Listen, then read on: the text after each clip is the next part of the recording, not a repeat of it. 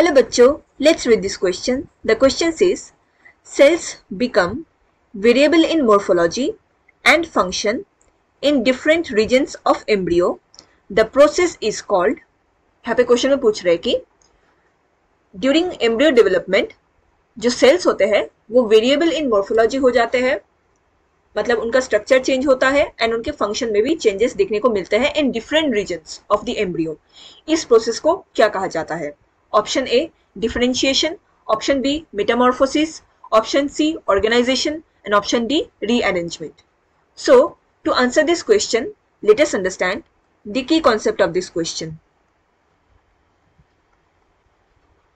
Here the key concept is cell growth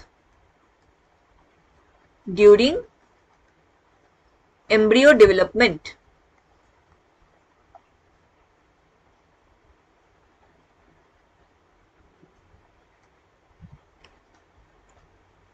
So after the formation of germ layers कैसे form होते हैं? It is formed after the process of gastrulation. Gastrulation क्या होता है? ये एक एम्ब्रायनिक डेवलपमेंट का ही फेज होता है जहां पे सेल ब्लास्टोरल स्टेज से गैस्ट्रुलर स्टेज तक ट्रांसफॉर्म होते हैं या कन्वर्ट होते हैं with repeated cleavage, that is cell division. Blastular stage ये जाइगोट का ही क्लीवेज का एक प्रोडक्ट फॉर्म होता है. जाइगोट में जब इंटेंस क्लीवेज होता है तो वो फाइनली ब्लास्टुला में कन्वर्ट होते हैं. ये एक hollow ball of cell mass होते हैं.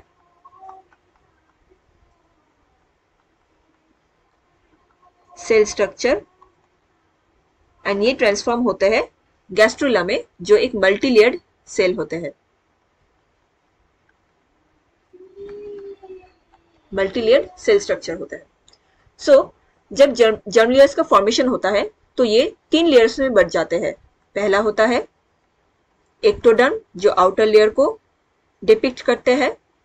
दूसरा मेसोडर्म, ये मिडिल लेयर में प्रेजेंट होंगे.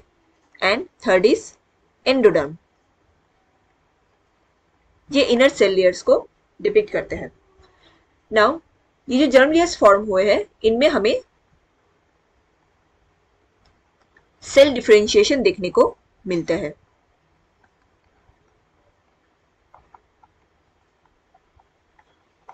Now what is cell differentiation?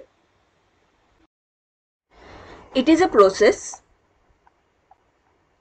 जहां पे सेल्स ये डिफरेंशिएट करते हैं and it becomes specialized.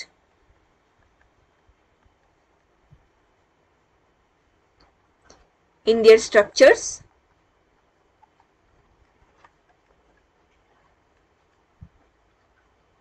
and function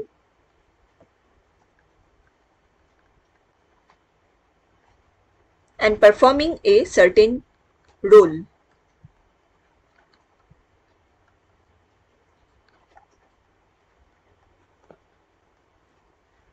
सो जो जर्म लेयर्स होते हैं उनमें हमें सेल डिफरेंशिएशन देखने को मिलता है एंड फाइनली ये एक सर्टेन ऑर्गन्स में कन्वर्ट हो जाते हैं एंड ईच ऑर्गन एक डिफरेंट रोल को परफॉर्म करते हैं. सो यहाँ पे हमें स्ट्रक्चरल चेंज देखने को मिल रहे हैं, स्ट्रक्चरल चेंज देखने को मिलते हैं एंड फंक्शनल चेंज देखने को मिलते हैं. सो क्वेश्चन में पूछा गया था cells become variable in morphology, that is structure and function in different regions of embryo. The process is called. So the correct answer here will be option A differentiation. Option B metamorphosis. ये क्या होता है? It is a transformation of larval stage to adult stage. And यहाँ पे drastic changes देखने को मिलते हैं. Larval stage में जो organism है वो totally different होता है. However adult stage में वो और एक डिफरेंट ऑर्गेनिज्म बन जाते हैं and it is not the same as differentiation. So ये इनकरेक्ट स्टेटमेंट होगा.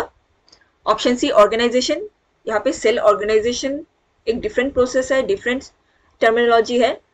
ये सेल डिफरेंशिएशन को सिग्निफाई नहीं करते, इट इज इनकरेक्ट स्टेटमेंट।